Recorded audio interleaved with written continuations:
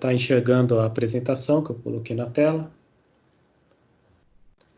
E deixa eu só ajustar aqui o visual. Então, essa apresentação, chamei aqui de técnicas de visualização de dados, storytelling, metadados, unificadas pela governança de dados. A ideia aqui é dar o contexto geral, né, de como que conceitos de governança de dados são importantes para alinhar, vamos dizer assim, tudo aquilo que se faz em termos de apresentação de dados, seja num dashboard de BI, em relatórios, ou formas analíticas, né, de extrair dados e exibir isso, apresentar isso para as pessoas da empresa. Então, só para revisar aqui, o pessoal que está entrando agora, tem bastante gente entrando nesse momento, eu estou ativando o mudo no microfone de vocês, só para não ficar ruído na apresentação, não é necessário vocês deixar aberto a imagem, né? E a apresentação no final a gente vai disponibilizar para quem solicitar para o Silvio, e vai ter um link também para rever a apresentação, ela vai ser gravada e vai estar disponível no nosso site. Tá? Então vamos lá, vou começar a apresentação aqui. Primeiro, rapidamente, são 2 slides aqui rápidos sobre um breve histórico da nossa empresa, quem é a nossa empresa, a CS Technologies é a razão social, CS Train é o nome fantasia da empresa, e a CS Technologies nasceu em 2002, né? Eu e outros sócios formamos a empresa para prestar serviços relacionados ao desenvolvimento de sistemas, modelagem de dados. Eu sempre trabalhei com essa parte mais voltada a dados, ferramentas de modelagem, ferramentas para desenvolvimento de sistemas para Data Warehouse, para BI, né? Isso lá em 2002, lá atrás, até 2013 mais ou menos, e aí em 2014 em diante, outro sócio saiu, entrou um novo sócio, que foi o Silvio, e a gente focou a empresa num nicho de mercado, um conjunto de assuntos que a gente chama aí de gestão de dados, né? Desenvolvendo consultoria e treinamentos relacionados à gestão de dados. Então, governança de dados, gestão de dados mestres, metadados, curadoria de dados, arquitetura, qualidade, todos esses assuntos relacionados no escopo de gestão de dados. E aí, de 2014 para cá, nós já treinamos mais de 1.500 profissionais, foram mais de 160 turmas de treinamentos presenciais, tá? Estou contando só treinamentos presenciais. Não só, apesar da empresa estar em São Paulo, a gente atende o Brasil todo, então em São Paulo, no Rio de Janeiro, em Brasília, né, Curitiba, Porto Alegre, várias cidades do Brasil, até às vezes cidades mais do interior, porque muitas empresas contratam turmas fechadas, né? Então tipo, já fui lá para Chapecó, já fui para Blumenau, né? Outras cidades treinamentos in company, né? Dentro das empresas. Bem, isso aqui é um breve histórico, né? E a motivação da nossa empresa, esses treinamentos e a consultoria que a gente trabalha. Hoje nós trabalhamos com recursos alocados também, mas todos eles em torno desse mundo que a gente chama de gestão de dados, tudo que tem a ver com gestão de dados. E quando a gente fala de dados, o que a gente está querendo dizer? Estou falando sobre dados e informações que são importantes para uma empresa, que são ativos de uma empresa, né? Uma empresa ou uma organização, que é um conjunto de pessoas que estão lá para executar atividades, processos de negócios, né? Apoiados com base em tecnologias, elas usam e produzem dados a todo momento. Então, existem dados que talvez não sejam tão importantes, outros de média importância e outros que são essenciais para o funcionamento, para a boa gestão dessa organização, da empresa. Então, pessoas, dados, processos, tecnologias, a interação entre esses 3 elementos que compõem uma organização, uma empresa, né, um órgão público, produzem e consomem dados a todos os momentos, e esses dados são transformados em informações que são transformados em conhecimento. Como qualquer ativo de uma empresa, né? Os dados como ativo de uma empresa precisam ser administrados para reduzir custo, para aumentar ganho. Na verdade, uma empresa ela deve ter objetivos, né? E para chegar, atingir esses objetivos, ela deve ter uma estratégia, ela precisa executar projetos, mudanças, melhorias, né? Para atingir através dessa estratégia, atingir os objetivos e assim atingir o sucesso. Então, essa é a motivação da nossa empresa.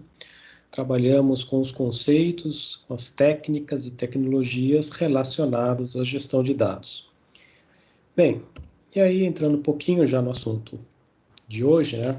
Nesse slide aqui eu coloquei essa figura, que eu considero uma figura essencial, mas inicial para o entendimento do que é gestão de dados.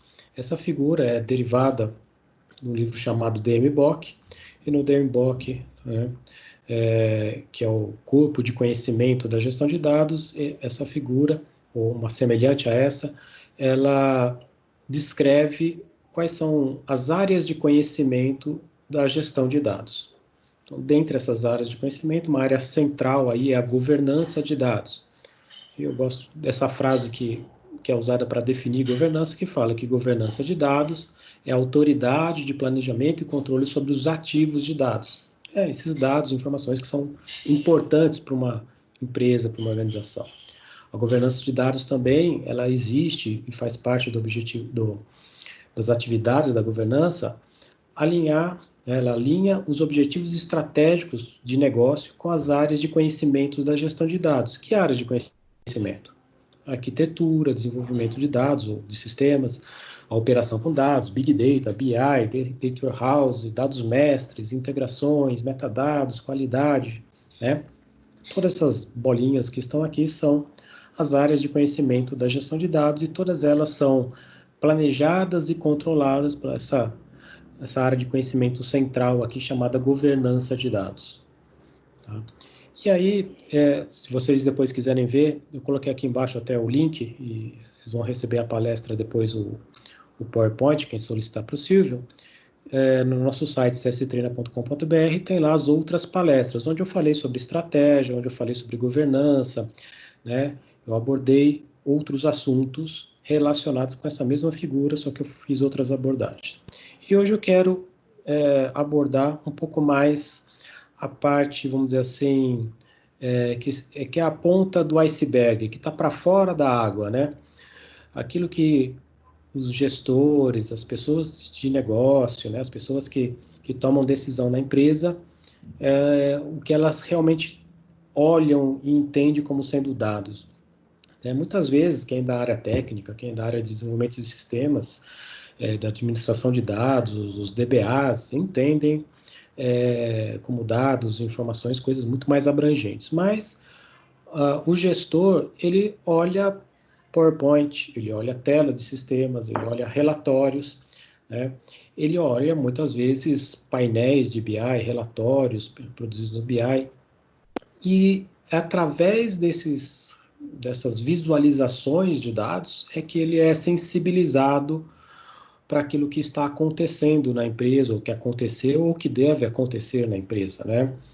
Então, uma definição possível para BI, para Business Intelligence, é todo o processo de coletar, organizar, analisar, compartilhar e monitorar informações que oferecem suporte à gestão de negócios. Essa é uma das definições possíveis, né, para Business Intelligence. Então, informações que dão suporte à gestão de negócio. Eu preciso coletar, transformar, né, analisar, consolidar, criar visualizações para esses dados, para que as pessoas que fazem a gestão tomem conhecimento do que aconteceu no passado, do que está acontecendo no presente e tome decisões para o futuro da empresa, que o futuro da empresa é justamente aquilo que eu falei, dos objetivos, estratégia, né, para atingir esses objetivos no futuro. Então, a ligação muito forte das pessoas de negócio com os dados, informações, é através das visualizações de dados que a gente produz, no Big Data, com BI, com Data Warehouse tradicional, com relatórios tradicionais.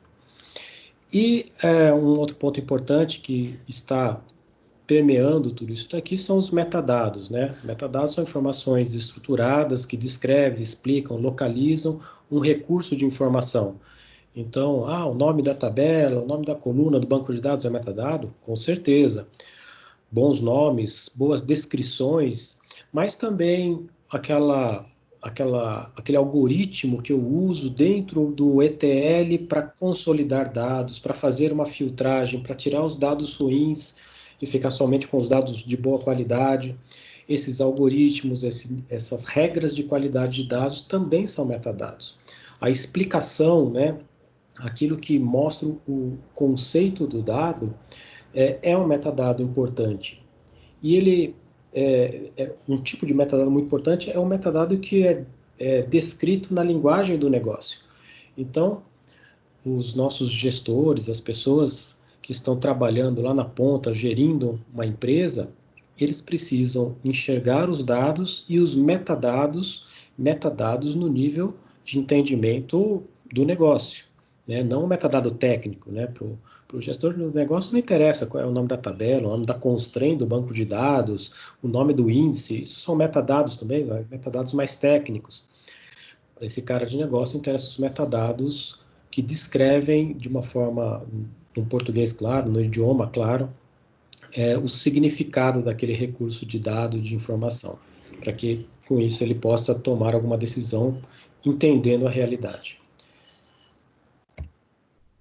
Antes de entrar aí em alguns detalhes, então, sobre esse assunto de visualização de dados, né, de metadados, de técnica de storytelling, eu só quero fazer aqui um slide de uma história aqui, né, só para gente que tem, muita gente acha que esses assuntos são novos, são coisas que surgiram agora, né, nos últimos anos, nas últimas décadas, né.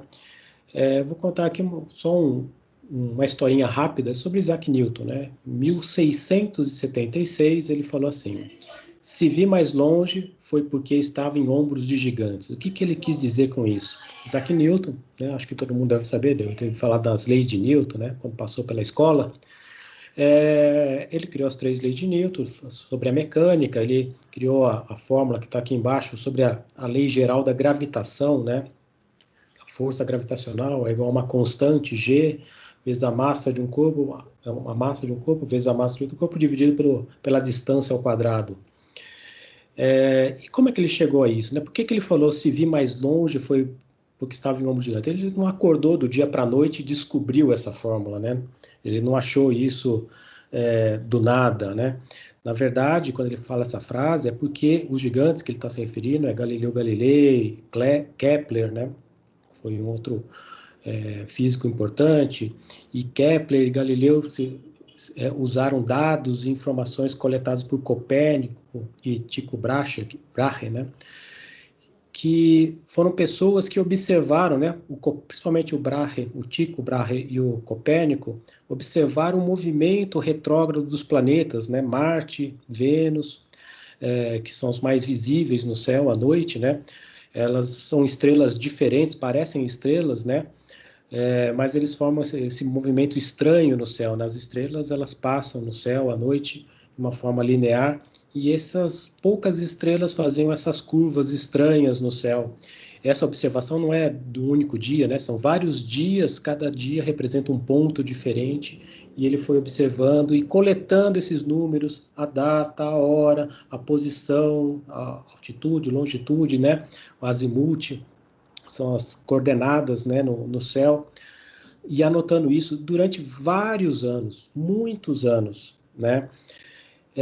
Fazendo essa coleta de dados, e com base nisso, os estudos de Galileu, os estudos de Kepler e depois Isaac Newton, ele conseguiu consolidar e entender, através do movimento do planeta, que existia uma lei que regia os corpos celestes, né?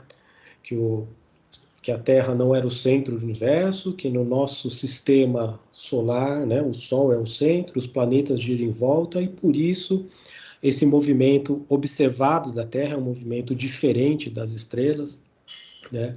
Então, através de dados coletados durante muitos anos por outros cientistas, o trabalho conceitual feito por outros cientistas, foi possível chegar a uma conclusão final, uma verdade que vale até hoje, que é algo que é mais do que comprovado pela ciência e por tudo aquilo que a gente já conhece. Então, quando a gente fala em visualização de dados, eu gosto sempre de lembrar que aquele final, aquilo que você está apresentando, que vai aparecer num dashboard, num painel, num relatório, uma apresentação, ele tem por trás muito esforço, muito trabalho de coletar, de depurar dados, de melhorar a qualidade desses dados até chegar ao resultado final. Então, eu só queria contar essa historinha para dar o contexto de que isso não é novo, totalmente novo, isso faz parte da ciência há muitos anos, não só com Isaac Newton, mas todos os outros movimentos científicos, né? Trabalham com dados, coletam dados, armazenam dados e estudam, depuram e apresentam esses dados para chegar a conclusões. Então, eu vou começar aqui com os conceitos de storytelling, né? O que seria um storytelling, ou uma narrativa com dados, que seria uma tradução possível em português, né? Seria uma forma de comunicar informações e conhecimentos através de dados consolidados, filtrados e analisados, ou pré-analisados, para que um determinado público, né, e para que esse público possa entender cenários, situações e tomar decisões. Então, storytelling é uma técnica que a gente pode chamar em português de narrativa com dados. Desculpa. É uma técnica, então, de construir um conjunto de conceitos, né, com clareza, com contexto, né, com precisão, apresentando dados e, com base nesses dados, permitir que a pessoa que está assistindo, o público, porque você criou essa história, possa entender e possa tomar ciência de um cenário, tomar decisões, né? Então, por onde a gente começa o storytelling? O primeiro ponto inicial do storytelling é entender o contexto da sua narrativa. Quem é o público que você, né?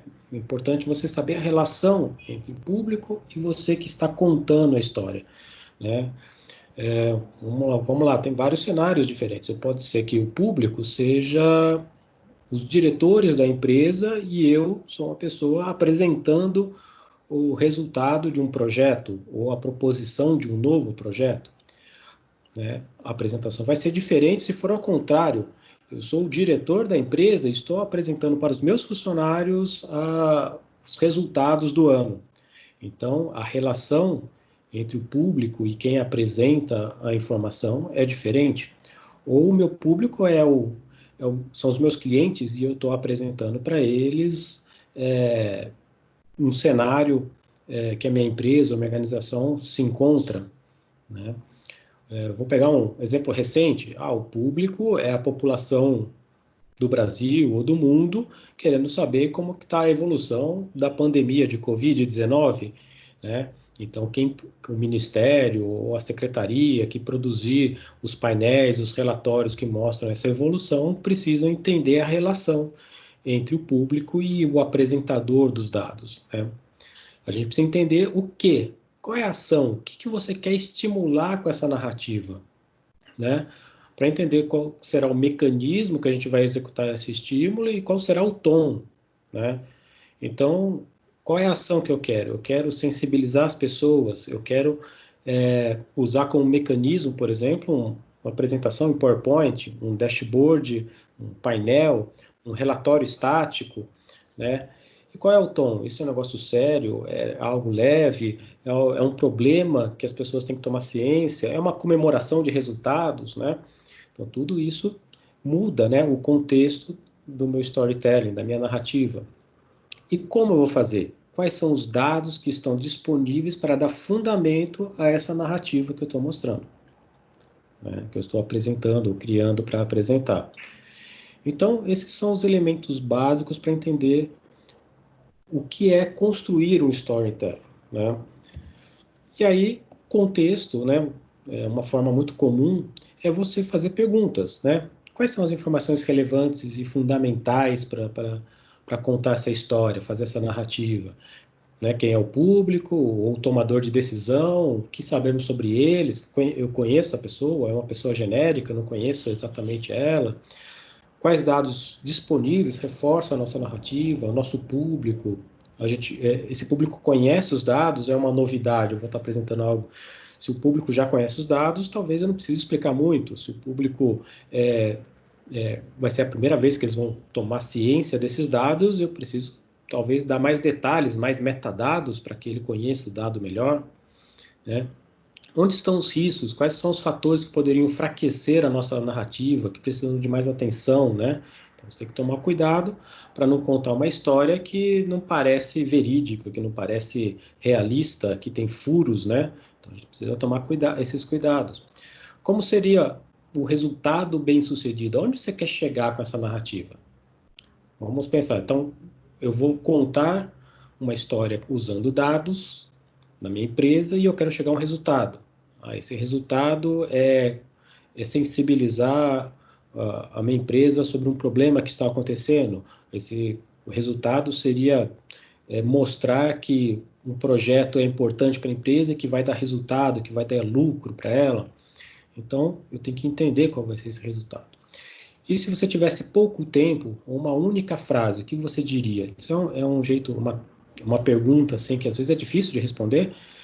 Você tem que conseguir resumir, né, em poucas palavras, né, uma única frase, qual é a mensagem que você quer passar, né?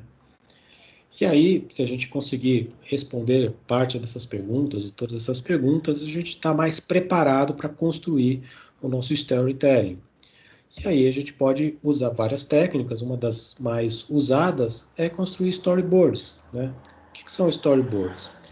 É uma maneira da gente criar uma sequência para a nossa história, né? Podemos usar post-its, um quadro branco, uma folha de rascunho, um caderno, um bloco de notas, né? Tem várias formas de a gente desenhar o nosso storyboard. Esse exemplo aqui seria um exemplo aqui onde eu uso post-its para começo descrevendo qual é o problema. Isso pode ser um exemplo de uma escola que está avaliando a questão das crianças não gostarem muito de ciências. Então, as crianças não gostam de ciência.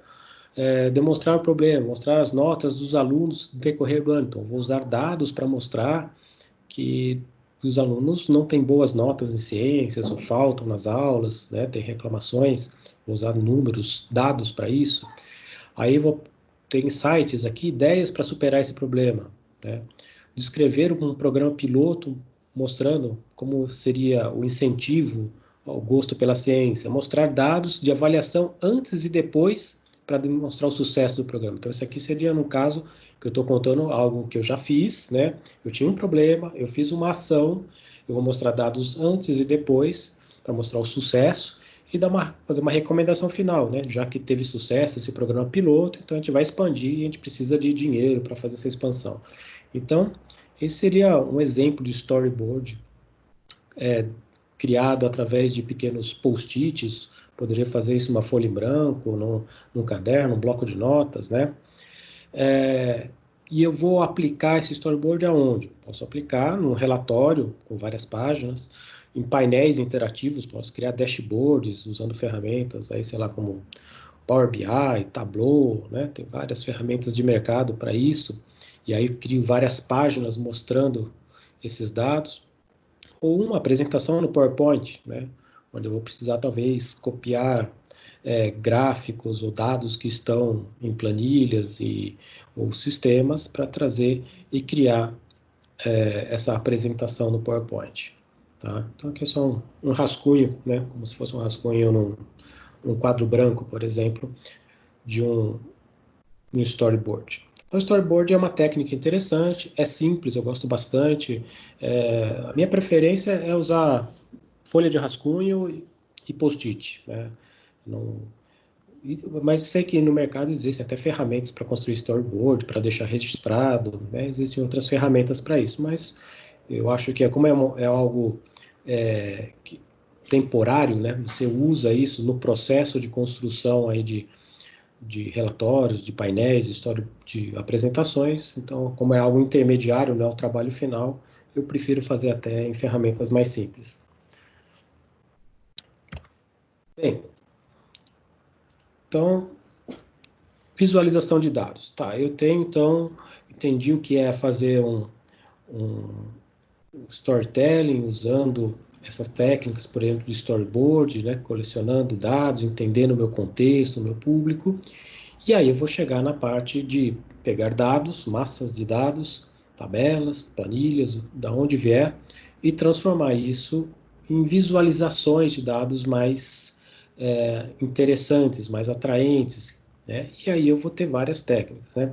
Eu coloquei aqui, de novo, aqui, ó, tem a visualização de dados científica, né? Por exemplo, essa figura aqui de um equipamento acho que de tomografia ou de ressonância, ele é um equipamento que vai coletar dados, né, através dessa tecnologia, para formar uma imagem, né? Então é um sistema que coleta dados numéricos e traduz esses dados numéricos numa imagem, né, bidimensional ou às vezes tridimensional, dependendo da tecnologia, do corpo humano. Essa é uma visualização de dados mais científica, né, onde a gente usa todo um aparato tecnológico para conseguir essa visualização de dados. A visualização de dados comercial, vamos dizer assim, né, usada nas empresas, organizações, é onde eu pego dados que estão em planilhas, dados que estão em tabelas, bancos de dados, e transformo em gráficos, em painéis, né, em coisas não tão complexas aí quanto essa visualização científica, né. E os dados podem ser dados numéricos, datas, textos, locais, né? E a gente tem que transformar isso para que a visão humana, para que as pessoas que fazem parte do nosso público entendam essa imagem, né? Ou através de uma imagem, de vídeo, uma sequência de imagens, né? E aí a gente vai ter que as técnicas usadas, né? A gente vai usar melhores práticas aí que usam princípios de psicologia, né? Como cognição, percepção visual, algoritmos, métodos, né, de geometria, né, relacionados a gráficos, tabelas, organizar os conceitos, os metadados, né, diagramas, ter interatividade, né, poder interagir com esse público, por exemplo, no painel dinâmico de BI, etc. Então, eu coloquei até aqui em cima, ciência e uma arte de visualização de dados. Aí, boas apresentações que usam técnicas de storytelling precisam não só dos dados bem trabalhados, com alta qualidade, precisam de talentos não só de, vamos dizer assim, de desenvolvimento, mas um talento de design gráfico, né? Até confesso que assim, eu particularmente não sou um bom designer gráfico, não tenho essas habilidades, né? E não faz parte daquilo que eu me sinto confortável fazer muitas vezes. Até por isso, em vários projetos que eu participei de BI, projetos de BI onde eu trabalhava com a parte de modelagem de dados, que eu trabalhava com ETL, com as ferramentas, mas eu tinha um colega, um amigo na equipe que era um designer gráfico profissional, né, da profissão de design gráfico, que ajudava a construir os relatórios, tá? Isso não é tão raro assim, né? Teve uma empresa também que eu trabalhei, isso, idos de 2005, 2006, que eu fiz projetos junto com eles, e essa empresa ela tinha dentro de um grande banco aqui em São Paulo uma equipe de designers, na época tinha por volta de 4 ou 5 designers que ficavam alocados dentro desse cliente fazendo apresentações diversas, né, de várias equipes de desenvolvimento de sistemas, equipes de analistas de sistemas que tinham que apresentar projetos, apresentar a evolução dos projetos ou novos projetos que eram propostos. Eles ficavam desenvolvendo apresentações constantemente para essas equipes apresentar para a diretoria, né? Tinha reuniões semanais lá de um conselho e essas apresentações eram feitas por essa equipe de designer, né? Conversava com o pessoal com os analistas de negócio, com os analistas de sistemas e produziam essas apresentações. Então é bem interessante aqui, existe um cruzamento entre essas duas áreas de habilidade, né, de conhecimento, que é importante, dependendo do caso, a gente juntar dentro das empresas, né? Então, eu aconselho quem tem uma área que produz relatórios, painéis, dashboard de BI, ter aí uma ou algumas pessoas com habilidades de designer. E aí, seguindo um pouquinho mais aqui então, esse assunto, o que a gente quer fazer, né? Quando a gente fala de BI, quando a gente fala de produção de painéis, relatórios, o que a gente está fazendo? Tem toda uma parte da gestão de informação, né, que é o tratamento dos dados, qualidade de dados, a extração dos dados, transformação desses dados em informações, porque as informações vão ser interpretadas e armazenadas ou compartilhadas como conhecimento, e esse conhecimento é usado para tomada de decisão para que a empresa tenha um resultado melhor, um resultado diferente. Então, tudo isso, essa tomada de decisão, a gente vai fazer através de painéis de visualização, onde a gente aplica técnicas de visualização de dados e técnicas de storytelling, né, de narrativas com dados. Aqui é só um exemplo. Eu falei um pouquinho já das técnicas de storytelling, vou falar um pouquinho da técnica de visualização de dados. Os elementos visuais. Bem, a gente pode usar ferramentas, muitas delas já vêm com vários elementos de visualização de dados, né? Esses aqui são os mais comuns, né? Texto simples, gráficos de dispersão, gráficos de barras horizontais e verticais, tabelas, linhas, barras verticais empilhadas, horizontais, mapa de calor, mapa de inclinação, cascata, aí começa a ficar alguns mais diferentes, né? Então tem centenas, né? Se a gente for olhar mais de uma ferramenta, né? A gente vai ver centenas de elementos gráficos que a gente pode usar para mostrar dados. Alguns simples e outros bem complexos, né? Eu, por prática, gosto bastante de manter as coisas simples, até porque é difícil estudar elementos mais complexos, você sempre tem que estar investigando, buscando esses elementos, não é tão fácil de usar. Então, a minha primeira dica que eu poderia dar em relação a isso é dominar os mais usados, conhecidos, porque são os que são mais melhores, então são compreendidos também pelo público-alvo, né? Imagine que se você apresentar um elemento gráfico extremamente complexo para um público que não consegue interpretar esse elemento, né? Todo aquele seu trabalho vai ser jogado fora, porque a comunicação vai ser quebrada. Por isso que é importante entender o público-alvo, eu preciso saber o que essa pessoa que vai receber esses dados e informações através da minha apresentação ou do painel, o que ela está preparada para entender. Provavelmente a maioria das pessoas consegue entender um gráfico de barras, de linha, uma tabela, textos, né? Mas, por exemplo, um mapa de calor, esse gráfico de cascata, já é um pouquinho mais complicado. Não é todo mundo que bate o olho já entende o significado disso, né? Então, a gente precisa tomar esse cuidado.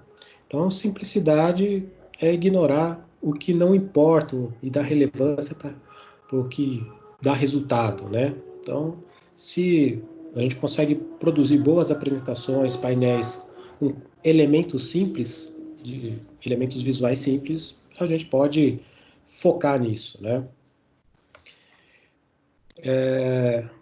Bem, e aí, dependendo da ferramenta que a gente usa, cada ferramenta pode vir com vários detalhes em cima desses elementos. O que a gente tem que tomar cuidado, né? Por exemplo, existem elementos muito comuns, mas que são ruins de usar, né? Por exemplo, é meio que um consenso de mercado, né? Por exemplo, gráficos de pizza 3D, que nem esse primeiro exemplo aqui, são coisas ruins, né? Por que é ruim? Por exemplo, porque esse 31%, se você olhar bem para a imagem, você vai perceber que a imagem aqui do 31%, ela é maior do que a imagem do 34%. Pela perspectiva do 3D, como ele está mais para frente, né, ele parece ocupar uma área maior, né, mas o percentual é menor. Isso pode gerar uma certa confusão ou erro de interpretação desse gráfico, né? Essa mesma informação poderia, por exemplo, estar num gráfico de barras, né, onde é mais claro, né, a diferença pela barra aqui, né, do fornecedor A e B, desse percentual. Por exemplo, aqui embaixo tem um eixo secundário, né, então existe aqui lucros e tamanho da equipe de vendas. São duas coisas que são medidas diferentes, né, o lucro em milhões e a equipe de vendas em unidades, né, pessoas.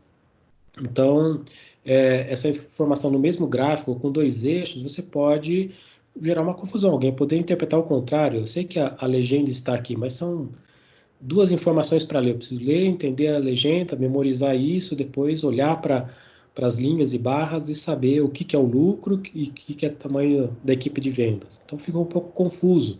Talvez uma forma mais clara, né, uma alternativa seria separar a linha e colocar os labels, né, os números, né, quantitativos em cima da linha e nas barras também, aí seria o lucro em milhões nas barras. Então ficaria mais claro, né?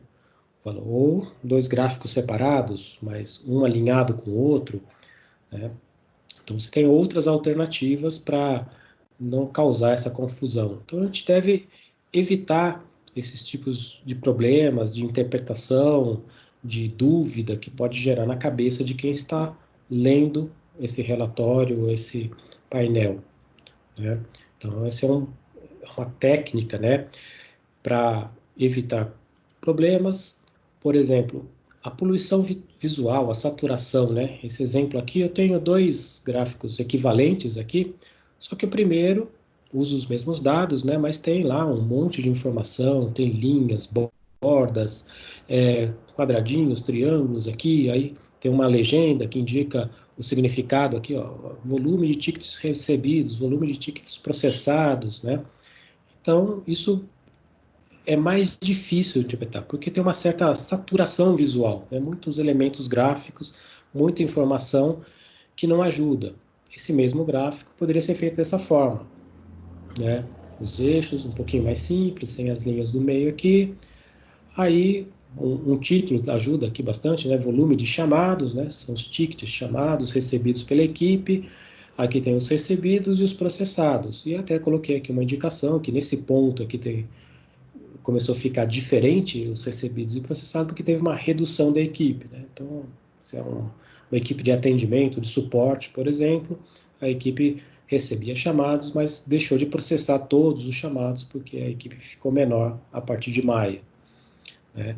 Então, a interpretação num gráfico mais limpo, né, que não tem essa saturação visual tão grande, é mais fácil. Então, é esse tipo de trabalho que a gente deve exercer quando construir um elemento visual mais eficiente. Então, a saturação visual cria uma carga cognitiva excessiva que pode atrapalhar a transmissão da mensagem. Então, a organização visual, alinhamento dos elementos, deixar tudo bonitinho, organizado, alinhado. O famoso layout em Z, né? Isso aqui está em layout em Z. Eu tenho uma linha aqui, eu leio, né, da esquerda para a direita, desço, passo aqui no meio, tem uma informação, desço aqui para baixo, e esquerda para direita de novo, né? Então, o layout em Z termina aqui. Deixar espaços em branco, não tem problema ter espaços em branco, porque a gente dá destaque para aquilo que a gente quer informar. Usar fontes, cores de contraste para enfatizar as coisas, né? Então, aqui foi separado em cores diferentes, aquilo que foi recebido, processado, né? Usar fontes maiores para um título, para chamar a atenção para aquilo que a gente quer comunicar. Então, isso aqui seria um exemplo, né, de um trabalho de reduzir elementos gráficos, né, para melhorar a compreensão. Aqui é só um exemplo, né, que eu coloquei aqui, então, do layout em Z. Né? O que significa um layout em Z? A gente dispor elementos alinhados aqui, pressupondo que a leitura, né, da maioria das pessoas é feita dessa forma. A pessoa passa da esquerda para a direita, lendo os elementos do topo da página, depois ela desce, né? Então passa pelos elementos do meio e depois faz a leitura da parte de baixo, né? Na verdade, você pode fazer várias combinações de Zs, né? Poderia ter vários Zs aqui desenhados numa mesma página. Tá? Então, esse tipo de...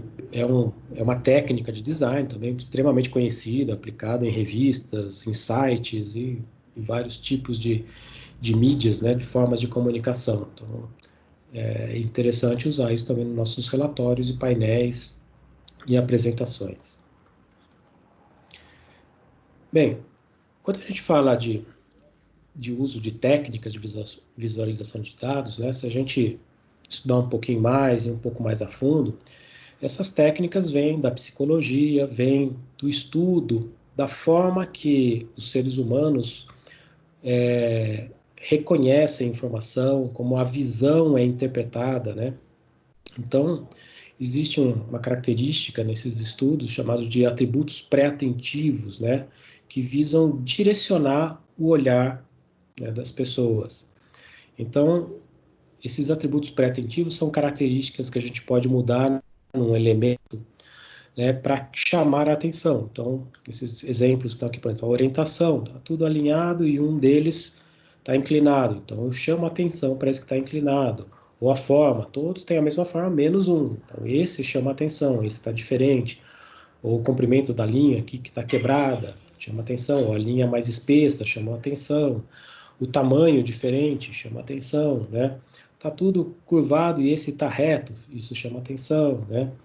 Uma marcação chama atenção, acercamento, né? Você circular, você marcar em volta de um objeto chama atenção. A tonalidade, né? Então esse aqui tem um pontinho vermelho, né? A intensidade, isso aqui não dá para perceber muito bem no slide, mas esse tem um pontinho aqui que está um pouquinho mais escuro, né, do que os outros. A posição espacial, algo fora do alinhamento, ou um movimento, né? Então, essas características que são chamadas pré-atentivas, né, são características dos elementos gráficos interpretados pela nossa visão que chamam a atenção da nossa percepção. Então, a gente pode usar isso, né, de várias formas. Por exemplo, né, nesses textos aqui, né, é um texto que eu peguei de um exemplo.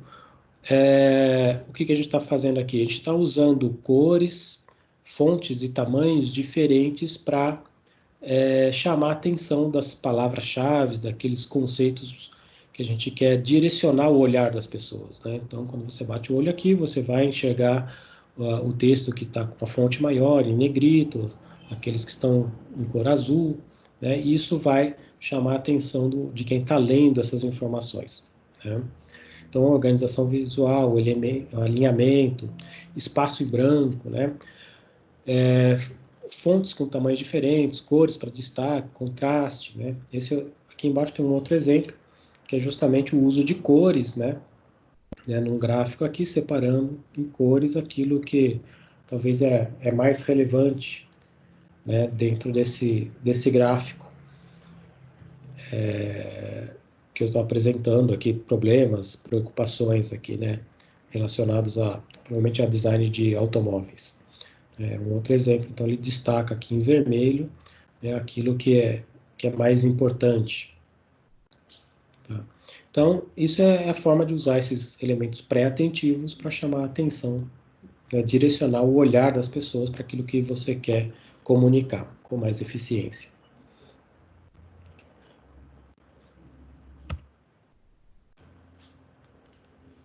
Aqui tem um outro exemplo.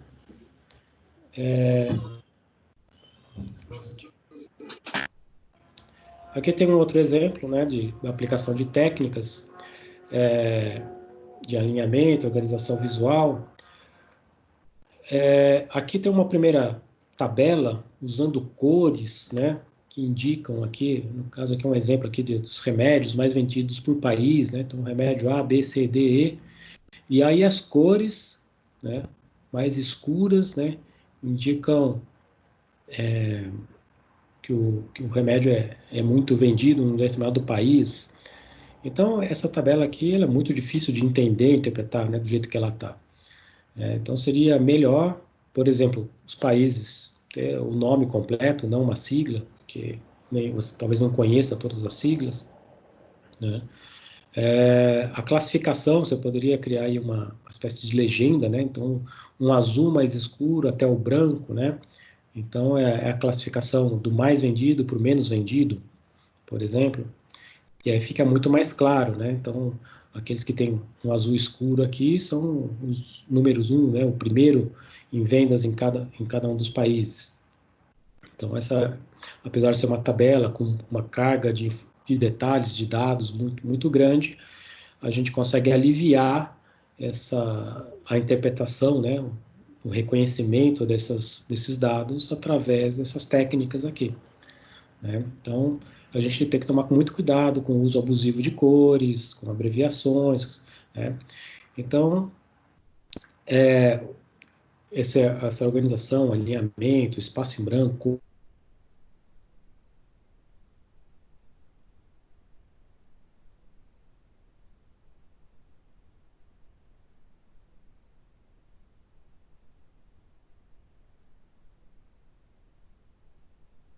dados recebidos dos processados. Então, eu só coloco o número aqui, né? Dali para trás não interessa, estava tudo certo. Daqui para frente começamos a ter problemas. Então, esses são os dados importantes. Para trás só interessa que era normal, tinha uma normalidade, né? Então, é outra forma de chamar atenção para aquilo que é importante. Olha, eu dou ênfase, faço legendas, coloco números só no conjunto de dados que eu quero chamar atenção. Nos outros eu não coloquei os números aqui porque não é relevante para o entendimento desse problema. Tudo bem? Vamos lá, continuar mais um pouquinho. Então, se a gente aplicar essas várias técnicas de storytelling, de visualização de dados, a gente vai produzir relatórios bonitos. Eu trouxe esse daqui, busquei na internet, esse aqui acho que veio até do site do Tableau, um exemplo, né, de construção de um dashboard, de um relatório, usando todas essas técnicas de visualização de dados, de storytelling, né? Então, ele começa mostrando aqui os números maiores, ele dá uma explicação textual, depois ele vem com gráficos, vocês veem que tem aqui os elementos dispostos em Z, né? Então, essa primeira linha, depois vem uma diagonal, tem um conjunto de dados, a segunda linha, depois os outros Z, né? Então, tem duas vezes aqui a disposição em Z. Então, para a construção de relatórios bons, eficientes, que comuniquem bem os dados de uma empresa, de uma organização, importante, né? Que é um lembrete geral, entender todo o contexto, escolher os elementos visuais apropriados, sem poluição visual, né?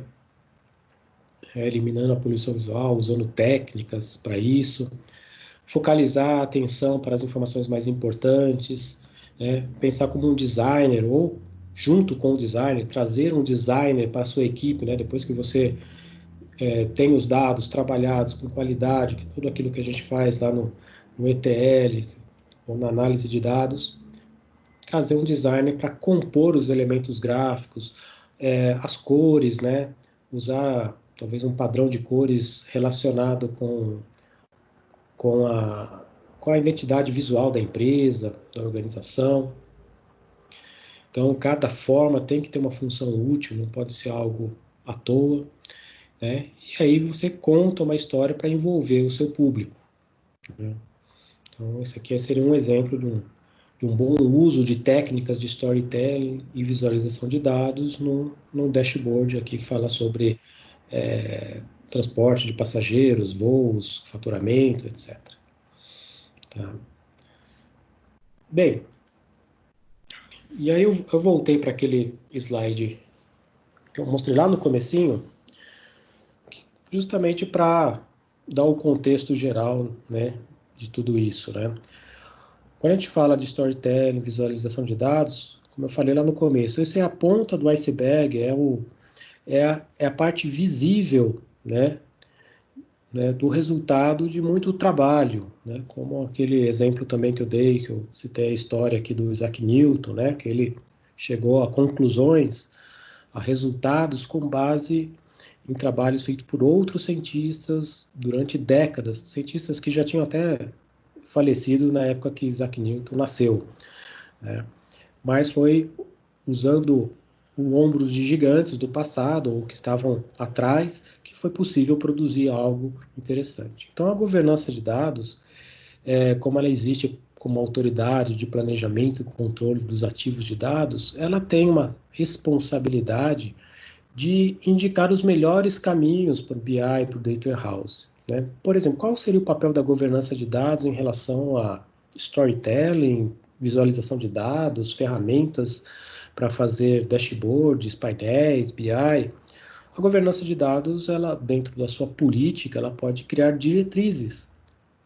Diretrizes, por exemplo, de como explorar os elementos gráficos para visualização de dados. Diretrizes de quais são os padrões de cores, fontes, layouts possíveis dentro de uma organização para apresentar dados que sejam consistentes com a identidade visual da empresa. Essa é uma questão importante.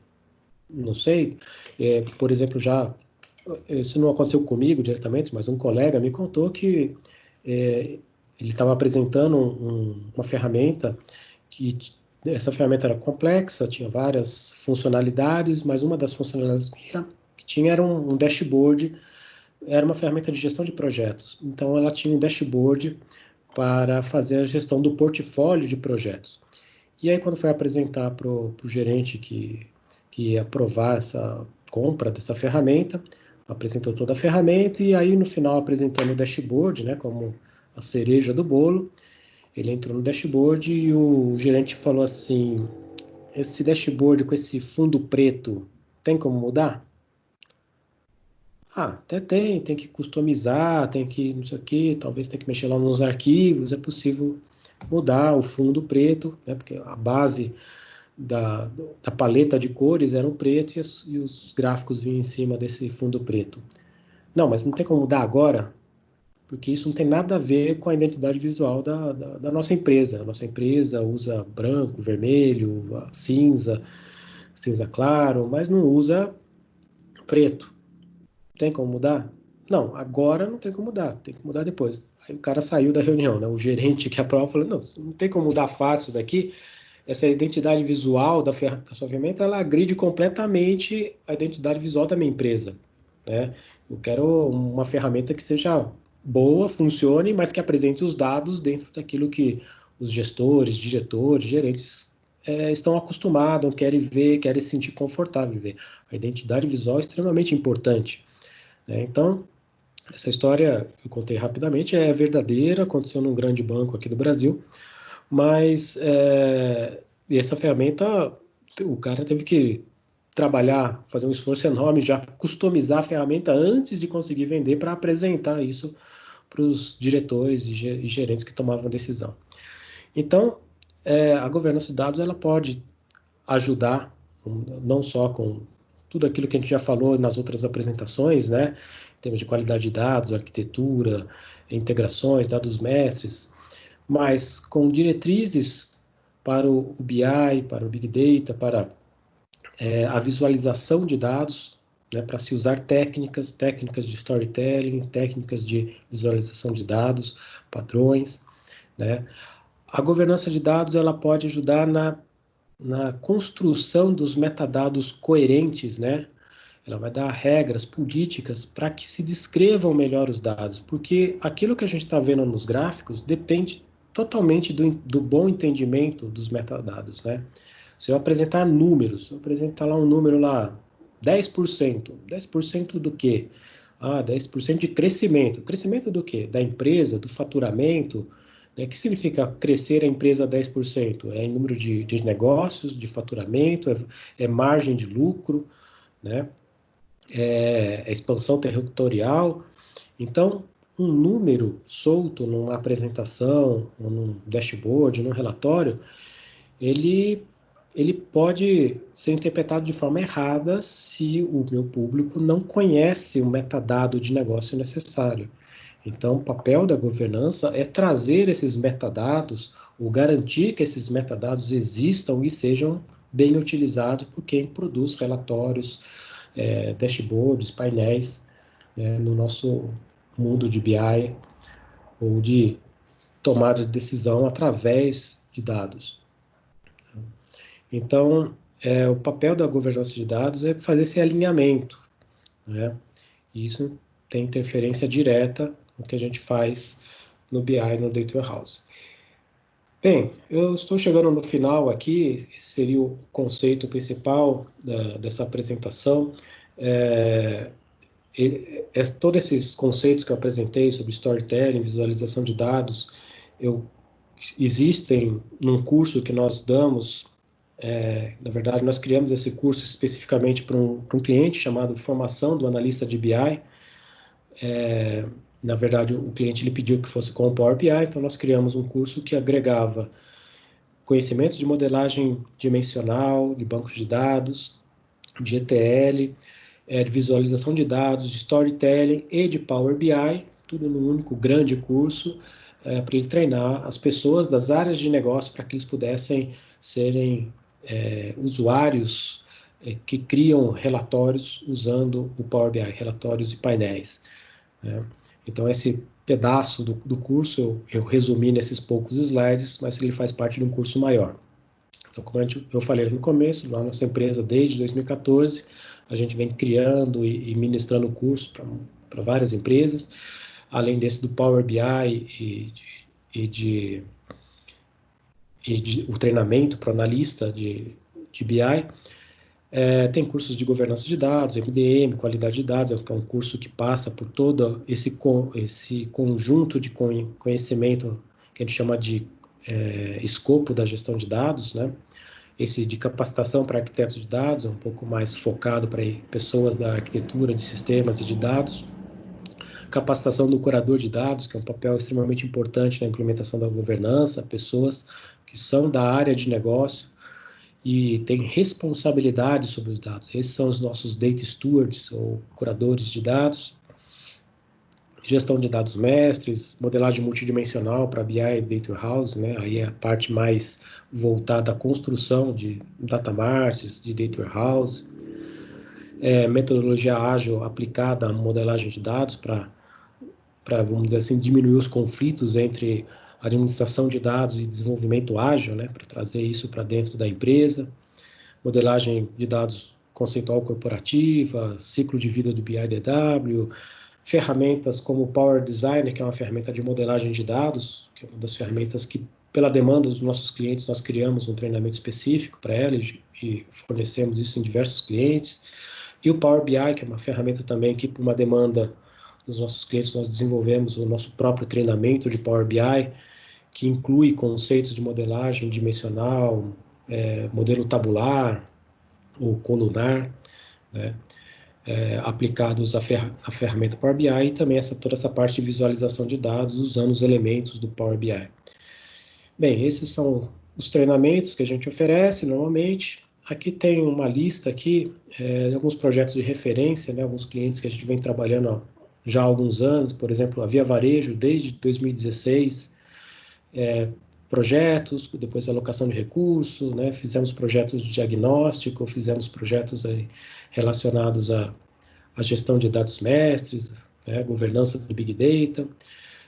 A Hyundai foi um projeto mais pontual voltado para a governança de dados mestres, onde nós fizemos um projeto piloto e criamos todo um processo, uma metodologia para a equipe deles fazerem a gestão dos dados mestres. Recentemente, foi no final de 2019, nós fizemos um projeto de diagnóstico e roadmap para a governança de dados no BRB, que é o banco lá de Brasília, que produziu um roadmap de governança de dados e gestão de dados de 3 anos, quer dizer, o conjunto de projetos e ações que eles deveriam fazer para elevar a maturidade em governança de dados. Quem tiver um pouco mais de curiosidade sobre isso, as outras apresentações gravadas eu falo bastante sobre maturidade, sobre governança de dados, sobre esse roadmap. Eu só não quero repetir aqui, porque já está gravado isso, então vocês podem assistir nas outras apresentações. E a Seguros Unimed também, que é um projeto recente e que está em andamento, vários recursos alocados, pessoas trabalhando na governança de dados, na gestão de dados, na arquitetura de dados. Também fizemos um roadmap para eles de gestão e governança de dados por volta de 3 anos, mas o projeto todo começou lá em agosto de 2018 com eles e está andando até hoje. E aqui no final, aqui mais um slide falando dessa alocação de recursos. Então, normalmente a gente aloca recursos da arquitetura de dados, administradores de dados, analistas de sistemas especializados em modelagem relacional, dimensional, analista de qualidade de dados, especialista de governança, e esses projetos aí de modelagem, de diagnóstico, de implementação, que são os projetos que eu me envolvo mais, e os outros são recursos alocados. Bem, e aí chegou no final, tem aqui os nossos contatos. Eu vou dar uma olhada aqui no chat para ver o que tem aqui de pergunta.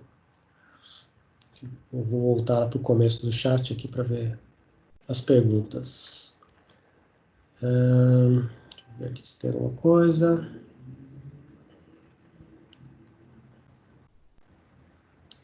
Alguém perguntou lá no começo o que seria o método ágil na modelagem de dados? Bem, o método ágil, vamos lá, a grosso modo seria, deixa eu voltar aqui até o slide aqui, eu citei aqui como treinamento, né, tem esse treinamento. O método ágil, a grosso modo, né, um método, por exemplo, semelhante ao Scrum, né, um método que está dividido em sprints ou time boxes, né, em períodos de tempos curtos, de 2 semanas, 3 semanas, depende de como foi adotado. E a ideia é adaptar a modelagem de dados dessa forma segmentada, né? Entender que isso é possível. Então, existem autores já no início aí dos anos 2000 que começaram a escrever sobre isso, 2008, 2011.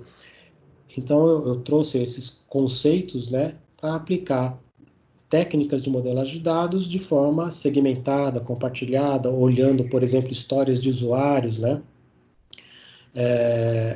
E permitir que as empresas possam adotar método ágil sem quebrar com conceitos, por exemplo, que muitas empresas grandes têm de administração de dados, de modelagem de dado relacional, usando técnicas relacionais, dimensionais, padrões de nomenclatura. Tudo isso é possível continuar tendo e existindo mesmo adotando um método ágil no desenvolvimento de sistemas. Então, é isso que eu quero dizer com esse treinamento aqui de método ágil e modelagem de dados. Deixa eu ver, tem uma pergunta um pouquinho aqui mais longa, que é, nossa empresa tem identificação visual definida, seria interessante a governança de dados propiciar a divulgação? Nunca pensei desta forma. Eu diria que o papel, talvez, ideal, né, da governança de dados em relação a essa questão da identidade visual é criar uma política, escrever na política, ó, faz parte da política de governança de dados, que os dados apresentados, além de observar a segurança da informação, né, você pode apresentar dados de qualquer forma, de qualquer jeito, para qualquer público? Não. Provavelmente existem dados sigilosos dentro de uma empresa, hoje nós temos a LGPD, os dados pessoais não podem ser expostos de forma indevida, usados de forma indevida. Então, eu tenho preocupações de segurança. Por que também eu não posso ter preocupação com a identidade visual? Se essa apresentação é interna para somente os funcionários da empresa, ela pode ser externa, pode levar dados da nossa empresa para fora, para os nossos acionistas, né? Então, eu tenho que ter preocupações com a identidade visual da nossa empresa. Então, é uma forma interessante. Eu diria que não é a governança que define a identidade visual. A governança diz, deve ter identidade visual. Tudo que nós produzimos em termos de relatórios no BI, dashboards, relatórios que vão para fora, que são internos, devem seguir uma identidade visual. Provavelmente a equipe de marketing, de design da empresa é que vai fazer a definição dessa identidade visual. Tá, alguém perguntou onde estão as outras apresentações gravadas. Tá lá no nosso site, é o CS Treino, acho que aqui embaixo o Renan já colocou o link. Obrigado, Renan. Vamos ver aqui. O pessoal está agradecendo aqui, muito obrigado, Rodrigo, pelo seu agradecimento. É desafiador no BI, realmente. Deixa eu ver. Isso, os dados, os indicadores normalmente são compostos de vários dados de origem diferentes. Todo esse trabalho das origens dos dados é aquela parte de baixo do iceberg, né? O nosso diretor, né, presidente da empresa, vice-presidente, ele não quer saber se o dado vem do sistema A, B ou C ou D, ele quer que aquilo seja verdadeiro, esteja correto e seja apresentado de forma limpa e clara para ele, né? Então, todo esse trabalho que vem atrás para juntar os dados, tirar os problemas de qualidade, é aquela parte do iceberg que diz respeito à qualidade de dados, integração de sistemas, ETL, né? Eu falo um pouco disso nas outras apresentações e nos treinamentos também que a gente oferece. E realmente é um desafio, né? Não abordei isso hoje, né? São muitos assuntos para serem abordados, então hoje eu resolvi focar só nessa parte visual mesmo. Obrigado, a pessoa está agradecendo, muito obrigado. Deixa eu ver se tem alguma pergunta aqui.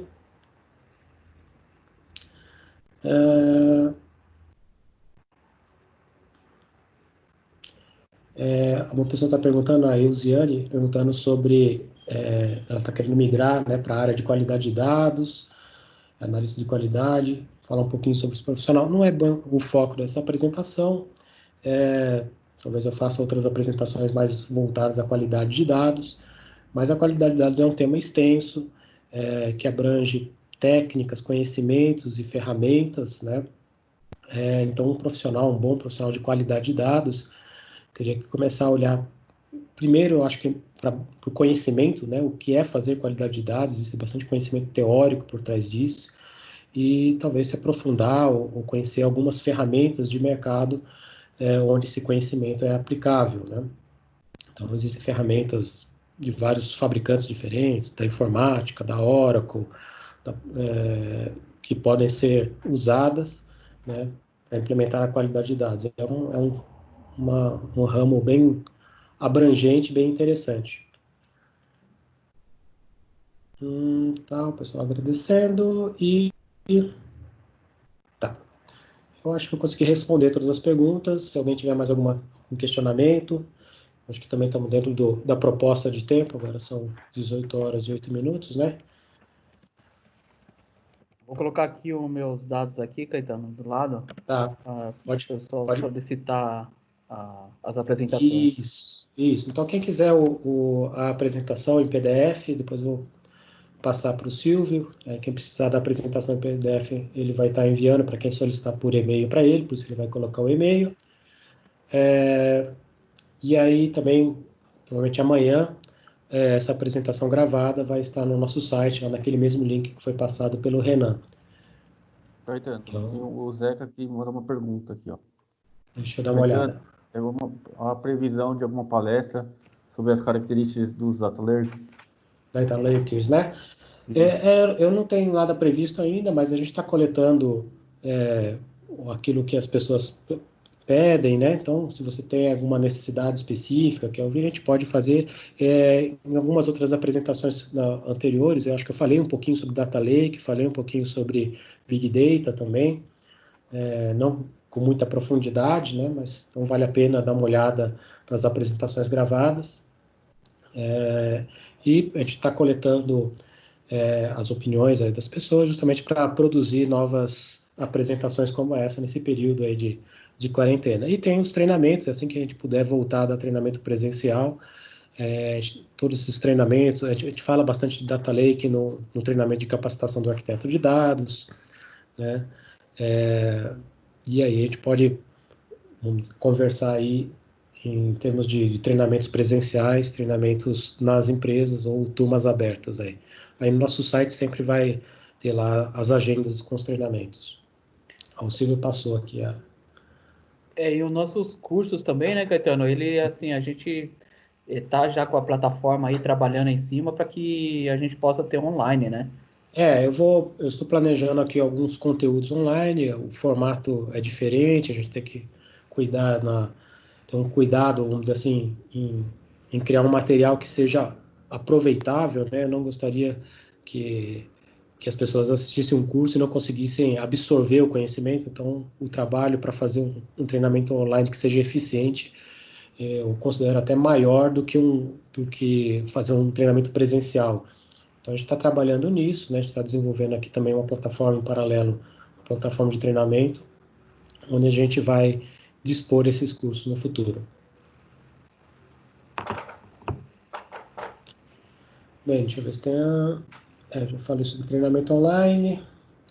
Bem, as pessoas estão agradecendo, eu vou agradecer a todos, muito obrigado pela participação de vocês, e aí vocês vão receber as comunicações provavelmente por e-mail, né? O Silvio deve conversar com vocês por e-mail, às vezes por WhatsApp, às vezes por telefone, e aí a próxima palestra a gente convida vocês para participar. Tá Isso. certo? Tudo certo, Silvio? Vamos finalizar? Isso, eu acho que a semana que vem a gente pode pensar em uma nova aí, entendeu? Sim, Até o sim. tema que a Eusiane colocou aí, de qualidade de dados, não sei, de repente, o que você pensar aí. Vou bolar alguma coisa interessante. Vamos Vou colocar. pensar. Isso, entendeu? É bacana, Então tá bom. tá bom? Obrigado a todos aí pela participação aí. E essa semana, amanhã já estou divulgando para vocês aí o material da palestra, tá bom? Tá bom. Obrigado, pessoal. Até mais. Uma boa noite para vocês.